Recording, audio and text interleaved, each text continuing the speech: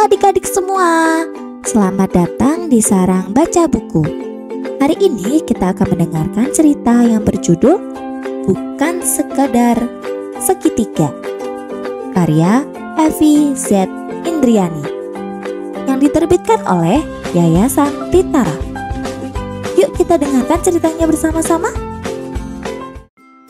Wow, begitu banyak kain tradisional. Ada kain songket, tenun ikat, ulos, sarung sutra, dan tentu saja batik. Ini hari yang kutunggu-tunggu. Ibu mengizinkan aku membantunya di pameran. Pada acara ini, ibu memamerkan kain-kain batik kuno kami. Aku tak sabar ingin menjelaskan batik-batik cantik kami kepada pengunjung. Nah, pengunjung pertama datang. "Selamat pagi, Kak," sapaku sambil tersenyum seramah mungkin. "Ini batik bermotif burung hong. Orang Tionghoa yang membuatnya." Burung hong? Saya belum pernah dengar. Setahu saya ada nama lainnya. Apa ya? Aku tiba-tiba lupa. "Burung phoenix," jawab seorang ibu di belakangku. "Oh iya, namanya susah." "Selamat pagi, Bu," sapaku. "Ini batik bermotif teruntung. Bentuknya meniru..." Namun belum selesai kalimatku, ibu itu sudah menyela. "Nah, batik motif teruntung di sebelah sana. Kalau yang ini motif bunga Tanjung." Aduh, aku kok bisa salah? Sepertinya aku terlalu gugup.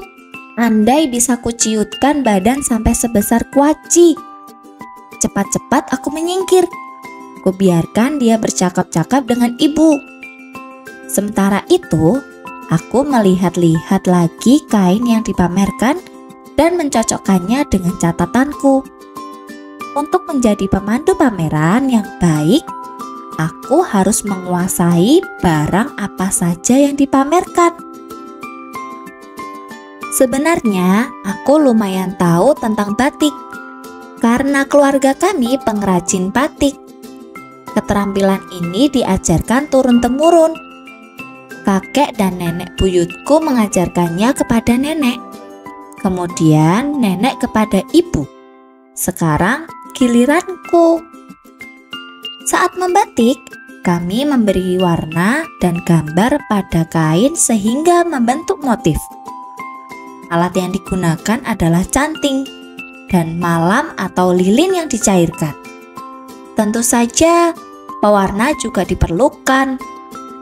Pertama-tama, kain digambari sesuai motif yang diinginkan. Kemudian, garis motif ditimpa dengan cairan malam menggunakan alat bernama canting. Cairan malam juga ditambahkan pada bagian kain yang tidak akan diwarnai. Proses ini harus dilakukan dengan hati-hati karena cairan malam itu panas. Selain itu, tangan harus luwes agar canting mengikuti garis motif dengan tepat. Aku masih berlatih untuk dapat melakukannya dengan baik. Saat ini, aku sudah bisa menggunakan canting untuk motif-motif sederhana. Selanjutnya, kain diberi warna dengan cara mencelupkannya ke pewarna. Setelah kering, kain dicelupkan ke dalam air mendidih untuk melarutkan lilin. Aku belum diperbolehkan membantu di tahap ini. Apalagi tahap ini bisa dilakukan berulang-ulang, tergantung jumlah warna yang diinginkan. Memang ada cara membatik yang lebih mudah, yaitu menggunakan cat. Motif dan warna langsung dicapkan ke atas kain. Namun, ibu dan nenekku lebih menyukai batik yang dibuat dengan canting tadi. Ibu dan nenek selalu berusaha menciptakan motif-motif baru. Banyak orang menyukainya. Walau begitu, keluarga kami tetap membuat batik dengan motif tradisional yang sudah banyak dikenal. Aku hafal nama dan bentuk motif-motif tradisional itu. Motif kesukaanku adalah tumpal, yaitu deretan segitiga sama sisi yang memiliki hiasan. Itulah yang ingin kujelaskan kepada pengunjung. Namun, kurasa pengunjung lebih suka bertanya tentang batik kepada ibu. Aku berkeliling saja melihat-lihat stan yang lain. Stan Aceh langsung menarik perhatianku. Di bagian depan stan dipajang foto kain tenun kuno yang indah sekali. Kok kain itu dihiasi motif tumpal? Setauku, tumpal itu adalah motif batik. Baru kali ini aku melihat motif untuk batik dipakai di kain tenun.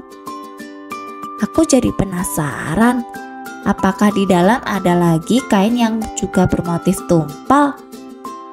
Siapa tahu di dalam ada penjelasannya. Aku ingin masuk, tetapi pengunjung banyak sekali. Nanti saja aku datang lagi.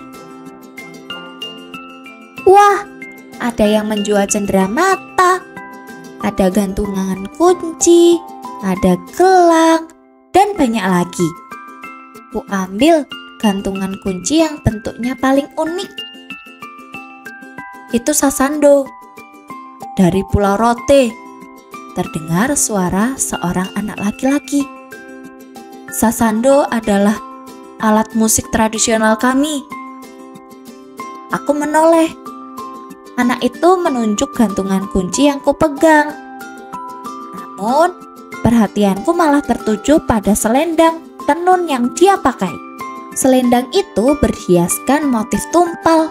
Pulau apa tadi katamu? Pulau Rote. Kenapa? Jawab anak itu heran. Selendang tenunmu bagus, tapi mengapa pakai motif batik? Tanyaku lagi. Ini motif batik. Bukan. Anak itu tertawa. Iya, motif segitiga itu biasanya ada di kain batik. Namanya motif tumpal. Kataku sedikit kesal. Motif segitiga seperti ini ada di mana-mana, bantah anak itu. Oh, benarkah? Aku benar-benar kaget.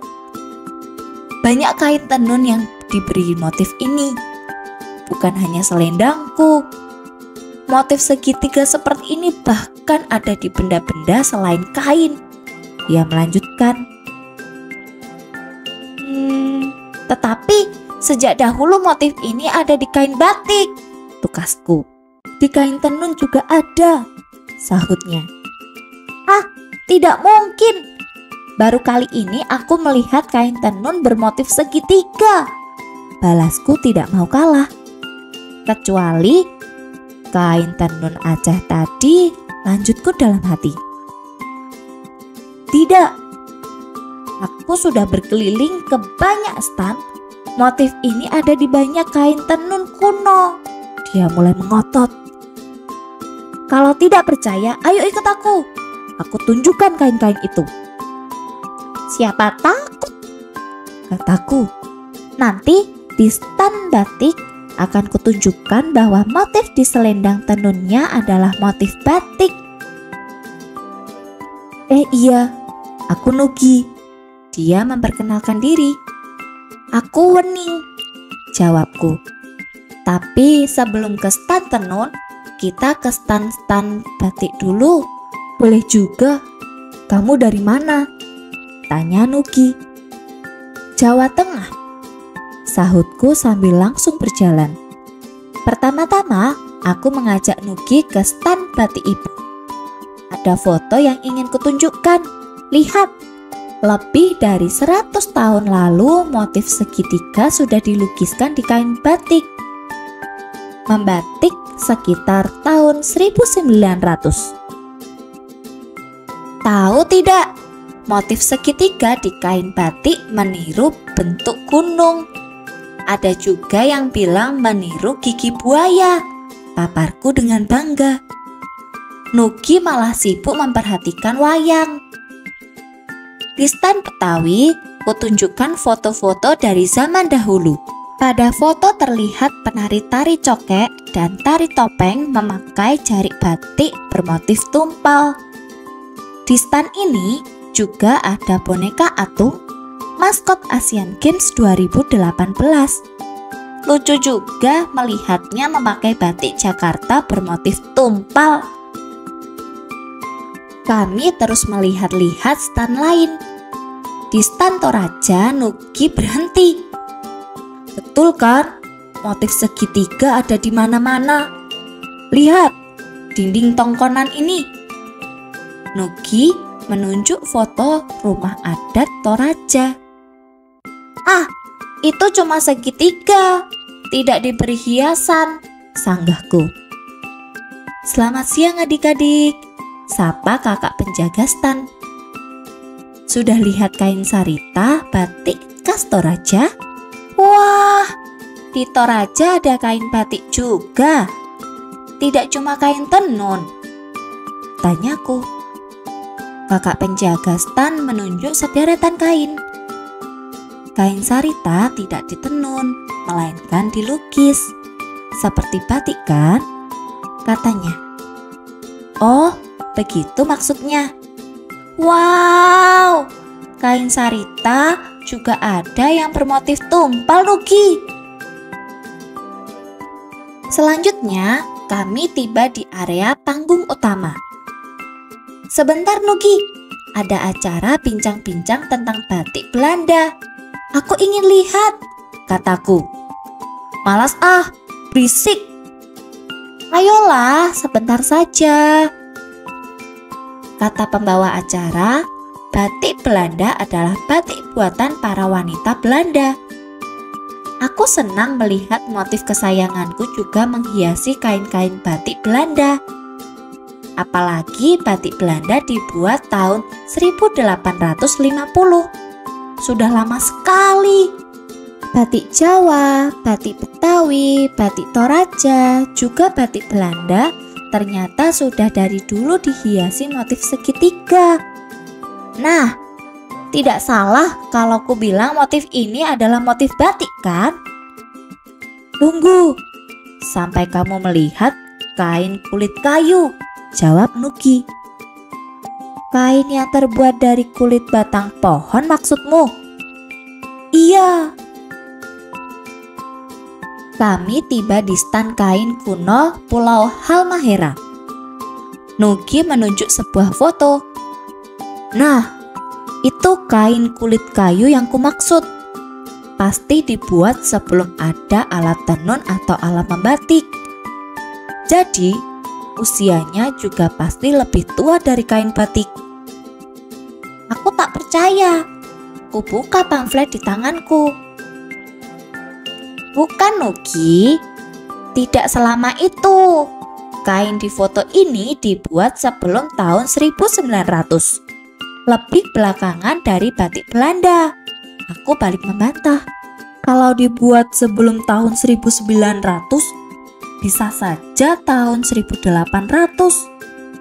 Tetap saja lebih dulu dari batik Belanda kan? Balas Nugi. Aduh, benar juga. Tetapi, itu kan cuma bentuk segitiga, Nugi. Tidak diberi hiasan. Berarti bukan tumpal, kataku berkeras. Kalau begitu kita harus mengunjungi stan kain kuno lainnya, kata Nugi. Pasti ada informasi yang lebih jelas. Sampailah kami di stan kain songket kuno Palembang. Wah, di kain songket kuno Palembang juga tersulam motif segitiga berhias. Indah sekali. Aku harus kembali ke stan Pulau Rote, kata Nugi. Kamu masih mau berkeliling? Tentu saja. Aku masih penasaran dan ingin mencari tahu lebih banyak tentang tumpal. Kain kapal di stan kain kuno Lampung benar-benar unik, indah, dan gagah. Aku harus mampir. Ada kain tenun yang bermotif segitiga atau tidak ya di stan ini? Ada! Stan kain songket kuno Minangkabau juga tak mungkin kulewatkan. Apalagi ada gadis kecil seusiaku ikut menjaga stan. Motif ini ada di banyak kain tenun ya, kataku. Motif pucuak rabuang ini maksudmu? Dia tidak langsung menjawab. Iya. Motif apa katamu tadi? Pucuak rabuang. Artinya pucuk, rebung, atau tunas bambu, jelasnya. Oh, kami orang Jawa menyebutnya motif tumpal. Artinya deretan segitiga. Motif ini juga banyak menghiasi kain batik. Menurut pamflet juga begitu. Sebentar ya, aku lihat dulu. Nah, ini dia. Yang banyak diberi motif pucuk rebung adalah kain tenun Aceh, songket Palembang, songket Siak, dan kain tenun Lampung, jelasnya. Sudah dari dulu kain songket kami memakai motif ini. Anak itu melanjutkan. Oh iya? Dari dulu. Kapan tepatnya? Menurut pamflet kami, kain songket di foto itu dibuat sekitar tahun 1600 sampai 1700. Wah, ternyata banyak kain lain yang sudah lebih dahulu menggunakan motif segitiga berhiasan. Motif segitiga berhias kutemukan lagi di kain-kain tua Bali, kain tenun Pulau Kisar di Maluku, bahkan kain tenun suku Dayak. Aku mengerti. Motif kesukaanku memang istimewa. Di kain batik ia bernama motif tumpal. Sedangkan di kain songket Minang ia disebut motif pucuk rebung. Selama ratusan tahun motif ini memperindah kain-kain Nusantara. Dari Aceh sampai Maluku, dari Kalimantan sampai Pulau Rote. Oh, di stan berikutnya sedang diputar film dokumenter tentang motif batik. Asik! Narasinya menyebutkan motif batik meniru relief candi. Bahkan arca-arca pun memakai kain bermotif batik. Candi Sewu, relief dinding Candi Sewu, motif batik Jelamprang, relief dinding di Candi Plaosan, motif batik Sido Asih, Candi Plaosan, relief dinding Candi Naga, motif batik tumpal. Wening! Sebuah suara memanggilku. Nugi! Aku disuruh mengantarkan beberapa pesanan gantungan kunci. Jadi aku berkeliling lagi. Banyak informasi baru yang kudapat. Informasi apa? Tanyaku.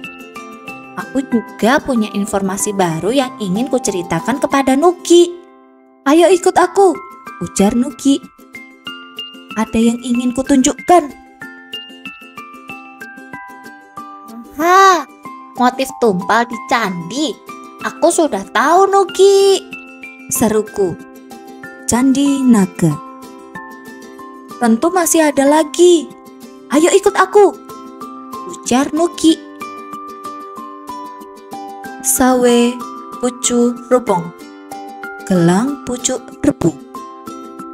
Lihat, motif segitiga ada di mana saja, bukan? Motif gelang dari Aceh ini tidak hanya berbentuk segitiga. Ia juga memiliki hiasan, kata Nugi puas. Motif segitiga memang istimewa. Ia menghiasi banyak benda. Sekian cerita dari Bukan Sekadar Segitiga. Terima kasih adik-adik sudah mendengarkan cerita ini. Nantikan cerita lainnya dari Sarang Baca Buku. Jangan lupa like, share, dan subscribe channel kami. Sampai jumpa. Bye-bye.